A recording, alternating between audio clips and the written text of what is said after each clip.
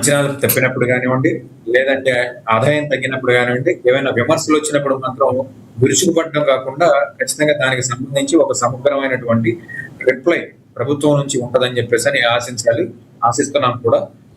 చూద్దాం ఎందుకు తగ్గింది ఏంటనేది వంశీ గారు చెప్తారు కాబట్టి డెఫినెట్ గా we will expect a good reply from TDP resources. ఒకటి చెప్పండి, ఇప్పుడు ఎన్డీఏ ప్రభుత్వంలో భాగంగా కూటమి ప్రభుత్వం, ఎన్డీఏలో భాగంగా బీజేపీ, జనసేన, టీడీపీ 3 ఉన్నాయి. ఇదే విధంగా తెలంగాణలో కూడా ఈ 3 కలిసి పనిచేసేటట్టుగా కనబడుతున్నాయి. అంటే అపార్ట్ ఫ్రమ్ మనం డిబేట్ కూడా మాట్లాడుతున్నాం కాబట్టి అడుగుతున్నాను, ఓవరాల్గా ఇంత క్లోజ్నెస్ ఉన్న ఒక టీడీపీ పార్టీ కావచ్చు, జనసేన పార్టీ కావచ్చు, మరిన్ని నిధులను తెచ్చుకుని ఉపయోగించుకోవడంలో సక్సెస్ అవుతుందని మీరు భావిస్తున్నారా?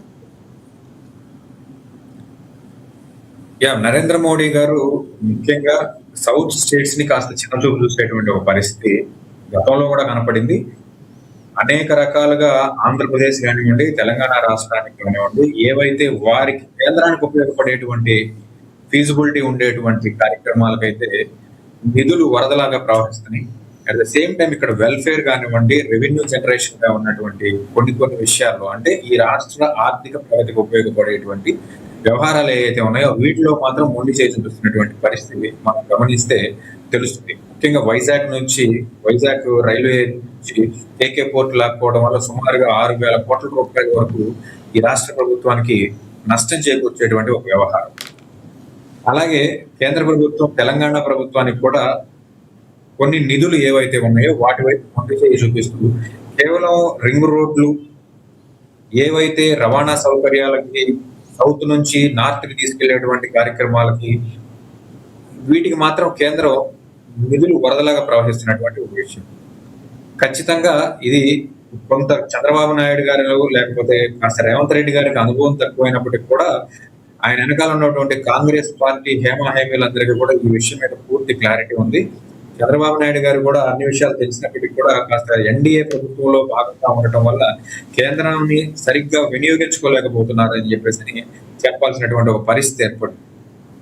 అయితే వెంకటేష్ గారు, ప్రధానంగా రోజా గారి మీద అనేక ఆరోపణలు ఉన్నాయి.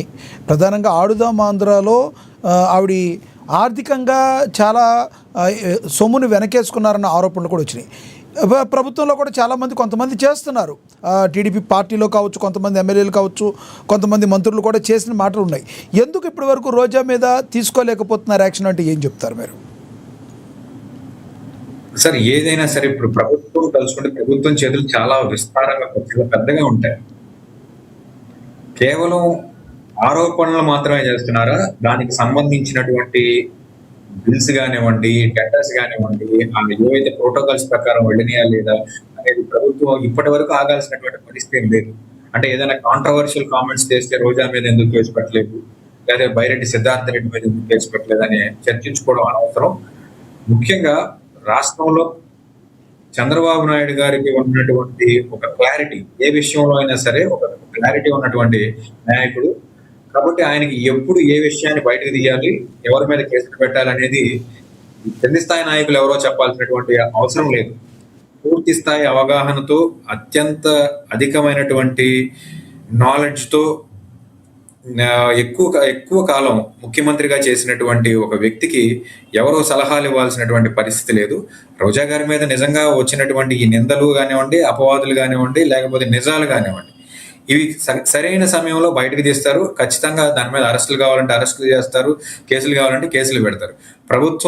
ప్రభుత్వానికి ప్రతిపక్షాల మీద ఎప్పుడు కూడా వ్యక్తులుగా కక్షలు ఉండవు, ప్రేమలో ఉండవు. అట్ ద సేమ్ టైం చట్టం తన పని తాను చేసుకుపోతుంది కాబట్టి ఖచ్చితంగా చూద్దాం భవిష్యత్తులో ఏం జరుగుతుందో మనం అందరం చూద్దాం.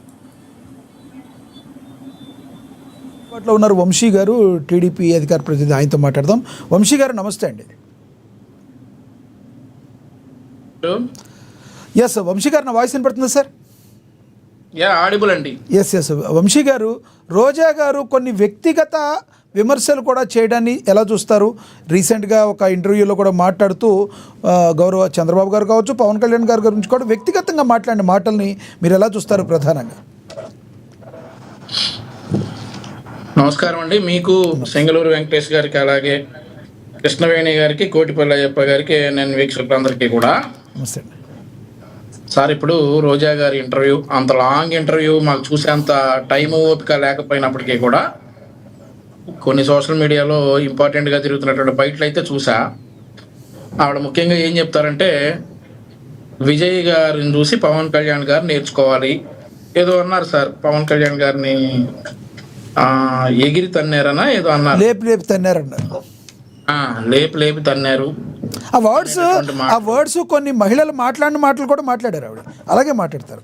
అయ్యే ఉంది సార్. ఎల్ పదాలు, దే పదాలు, లా పదాలు చాలా కామన్గా వాడేటటువంటి most eligible YSR Congress party leader politician Roja garu. మీరు వినలేదా ఎప్పుడు? ఎల్ పదాలు, లం పదాలు, దే పదాలు ఇట్లాంటివన్నీ కూడా చాలా పద్ధతిగా ఇంట్లో మరి వారి కుటుంబ సభ్యులతో అదే మాట్లాడతారేమో ఆవిడ చక్కగా ఆ పదాలని మీడియా సాక్షిగా చెప్తా ఉంటారు. ఇంకోటి కూడా మీరు వినే ఉంటారు, ఎవరైనా రేప్ చేసే దమ్ముందా అని చెప్పి బహిరంగ సవాల్ చేసినటువంటి ఈ దేశంలోనే కాదు ప్రపంచంలోనే అట్లాంటి రాజకీయ నాయకురాలు, మహిళా లీడర్ ఎవరు ఉండుండరు. కేవలం అది ఏదైతే మా అధినేతలని విమర్శిస్తున్నటువంటి ఈ రోజా గారికే సాధ్యం. మీరు ఈ పదాలు ఏముందండి, చాలా చిన్నవి కదా. ఇప్పుడు లేపి తంటం అనేది చాలా చిన్న పదం కదా. దే ముందు, ఎల్ ముందు, లం ముందు ఈ లేపి తంటం అనేది చాలా చిన్న పదం కదా లక్ష్మీనాగ్ గారు. సో దాన్ని పెద్దగా పట్టించుకోవాల్సిన పని లేదు. కానీ కాకపోతే ఈ లేపి తన్నింది ఎవరినో ఒకసారి రోజా గారి భాషలోనే మాట్లాడుకుంటే పవన్ కళ్యాణ్ గారిని లేపి తన్నారని అంటా ఉన్నారు. అసలు ఈ లేపి తన్నింది జగన్మోహన్ రెడ్డిని. ఎందుకంటా ఉన్నానంటే ఇన్ని రాష్ట్రాల్లో ఎన్నికలు జరిగితే తమిళనాడులో పోటీ చేసినటువంటి అధికార పార్టీకి ప్రతిపక్ష హోదా వచ్చింది, కేరళ వారికి వచ్చింది, అస్సాం వారికి వచ్చింది, బెంగాల్ వారికి వచ్చింది, అన్ని రాష్ట్రాల వారికి వచ్చింది. కేవలం ఆంధ్రప్రదేశ్ రాష్ట్రంలో పోటీ చేసి 151 నుండి 11 పడిపోయినటువంటి రోజా గారి పార్టీకి మాత్రమే, జగన్మోహన్ రెడ్డికి మాత్రమే ప్రతిపక్ష హోదా రాలేదనంటే లేపి తన్నింది ఎవరినో రోజా గారు ఒక్కసారి ఆత్మవిమర్శ చేసుకోవాలని చెప్పేసి నేనైతే అనుకుంటా ఉన్నా. ప్రజలు రిజెక్ట్ చేసిన రాజకీయ భాషనే మళ్ళీ రిపీట్ చేస్తున్నటువంటి రోజా. రిజెక్ట్ చేశారు ప్రజలు నీ భాష, కొడాల నీ భాష, నీ పార్టీలో ఉన్నటువంటి ద్వారంపూడి చంద్రశేఖర్ రెడ్డి భాష, వల్లభనేని వంశీ మాట్లాడేటటువంటి భాష, పేర్ని నాని, జోగి రమేష్ ఇట్లాంటి ప్రబుద్ధులు మాట్లాడేటటువంటి భాషల్ని, ఇంకా అంబటి రాంబాబు, ఇంకా ఆయన ఎవరు గోరంట్ల మాధవ్, ఆ తర్వాత అనంతబాబు, దువ్వాడ ఆయన పేరేంటి సార్, దువ్వాడ శ్రీనివాస్, అవంతి శ్రీనివాస్, వీళ్ళు చేస్తున్నటువంటి చేష్టలన్నింటినీ మీ లేఖీ భాషని ప్రజలు తిప్పికొట్టారు కాబట్టి రిజెక్ట్ చేసిన భాషనే ఇంకా మీరు మాట్లాడుతూ ఉన్నారు.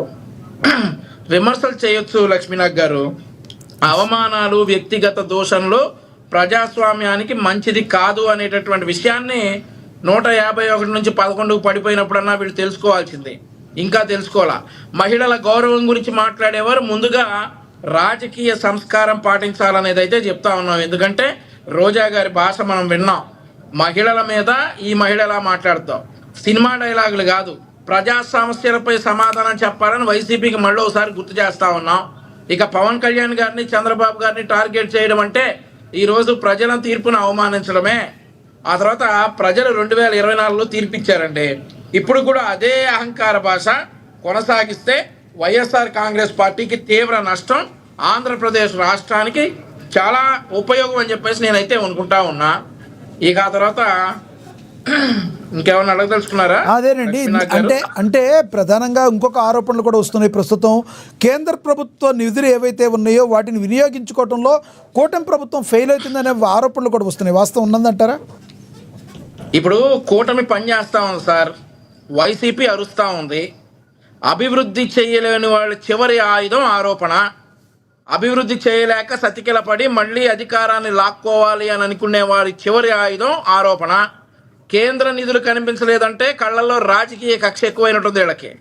ఇప్పుడు అమరావతి రాజధాని నిర్మాణం కావచ్చు, పోలవరం ప్రాజెక్టు కావచ్చు, ఆ తర్వాత జాతీయ రహదారుల కనెక్టివిటీ కావచ్చు, రైల్వే మెట్రో ప్రాజెక్టులు కావచ్చు, పరిశ్రమల పెట్టుబడులు కావచ్చు, గృహ నిర్మాణం కావచ్చు, జల్ జీవన్ మిషన్ అండ్ తాగునీటి ప్రాజెక్టులు కావచ్చు, ఆ తర్వాత ఆరోగ్య రంగం, వ్యవసాయం, సాగునీరు, ఆ తర్వాత పోర్ట్లు, లాజిస్టిక్స్, ఇన్నిట్లో కేంద్ర నిధులు చాలా బ్రహ్మాండంగా వినియోగించుకుంటా ఉన్నాం. కేంద్ర నిధులు ఎక్కడ ఖర్చు అయ్యాయి అని అడుగుతున్నటువంటి వైసీపీ గత 5 ఏళ్లలో ఆగిపోయిన ప్రతి ప్రాజెక్ట్ ఇప్పుడు పరుగులు పెడుతున్నటువంటి విషయం వైఎస్ఆర్ కాంగ్రెస్ పార్టీ కనపడకపోయినా కానీ ఆంధ్రప్రదేశ్ రాష్ట్ర ప్రజలకు స్పష్టంగా కనిపిస్తూ ఉంది. అమరావతి నుండి పోలవరం వరకు నిలిచిపోయిన పనులన్నీ కూడా ప్రారంభించడమే కాక వాటిని పరుగులు పెట్టిస్తున్నటువంటి కూటమి ప్రభుత్వం చేసుకున్నటువంటి అతిపెద్ద సద్వినియోగం కేంద్ర నిధులు సద్వినియోగం చేసుకోవటం. వైఎస్ఆర్ కాంగ్రెస్ పార్టీ కాలంలో నిధులతో ప్రాజెక్టులు ఆగిపోయాయి, కూటమి కాలంలో అదే నిధులతో ప్రాజెక్టులు ముందుకు సాగుతున్నాయి అనేటటువంటి విషయాన్ని గుర్తుపెట్టుకోవాలా. ఆ తర్వాత మరొకటి ఏంటంటే కేంద్ర నిధులు కనిపించడం లేదు అని అంటే వైఎస్ఆర్ కాంగ్రెస్ పార్టీ త్రయంలో మాయమైనటువంటి కేంద్ర నిధులన్నీ కూడా ఇప్పుడు కనిపించి అభివృద్ధి రూపంలో ప్రజలందరికీ కూడా కళ్ళకు కట్టినట్లుగా కనిపిస్తా ఉన్నాయి.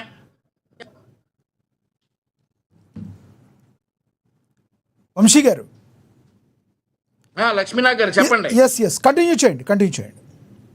అదే సార్ చెప్తా ఉన్నా, ఇప్పుడు పోలవరం నిలిపేశారు, అమరావతిని పాడు చేశారు, పెట్టుబడిదారులను పారగొట్టేశారు. ఇప్పుడు అభివృద్ధిపై ఉపన్యాసాలు చెప్తారా? గూగుల్ అంతటి పెద్ద కంపెనీ వస్తే దాన్ని తరిమేయడానికి ఉత్తరాలు రాస్తారు. నిన్నగాక మొన్న రాయల్ ఎన్ఫీల్డ్ వచ్చింది, దాని మీద విషం కక్కుతా ఉన్నారు. కెరియర్ ఏసీలకి నారా లోకేష్ గారు ఒక మంత్రి హోదాలో వెళ్ళి శంకుస్థాపన చేస్తే అది కూడా కెరియర్ అంటే క్యారేజా అని చెప్పి అడుగుతా ఉన్నారు వైఎస్ఆర్ కాంగ్రెస్ పార్టీ నాయకులు. కేంద్ర నిధుల సద్వినియోగంపై వైఎస్ఆర్సీపీ మాట్లాడటం అతి పెద్ద జోక్ అండి. ఆ తర్వాత 5 ఏళ్లలో ఢిల్లీకి వెళ్ళింది రాష్ట్ర ప్రయోజనాల కోసం కాకుండా వీళ్ళ బెయిళ్లు రద్దు కాకుండా చేసుకున్నటువంటి కార్యక్రమాలకి ఢిల్లీ వెళ్ళి కేంద్ర నిధులన్నీ కూడా వారి ఇష్టానుసారం మురగబెట్టి ఈరోజు కూటమి ప్రభుత్వంపై విమర్శలు చేస్తూ ఉన్నారు. రోజా గారు మాట్లాడే ప్రతి మాట ప్రజల తీర్పులపై కోపం స్పష్టంగా కనిపిస్తూ ఉంది. 2024లో ప్రజలు ఏదైతే తీర్పు ఇచ్చారో ఆ తీర్పుపై రోజా గారు మాట్లాడేటటువంటి ప్రతి మాట వారికి పగలా కనిపిస్తా ఉంది.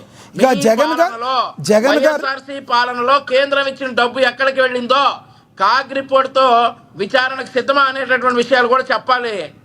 అయితే రోజా గారి మీద ఆడుదాం ఆంధ్రలో ఏదో స్కామ్ ఉందని రకరకాల వార్తలు వచ్చిన నేపథ్యంలో ఇప్పటికీ చాలామంది అడుగుతున్నారు, రోజా గారిని ఎందుకు ప్రభుత్వం ఏం చేయలేకపోతుంది అంటే ఆరోపణలు మాత్రమేనా, దానిలో వాస్తవాలు లేవా అని అడుగుతున్నారు. ఆల్రెడీ విజిలెన్స్ రిపోర్ట్ కూడా పేజీలు ఇచ్చింది విజిలెన్స్ రిపోర్టు, ఎందుకేం చేయలేకపోతున్నారని అడుగుతున్నారు. ఇప్పుడు సూర్యుడు ఉదయించాలంటే 5 గంటల 40 నిమిషాల నుండి 6 గంటల 30 నిమిషాల వరకు ఉంటుంది. అలాగే ఇది కూడా ఒక టైం వస్తుంది డెఫినెట్గా.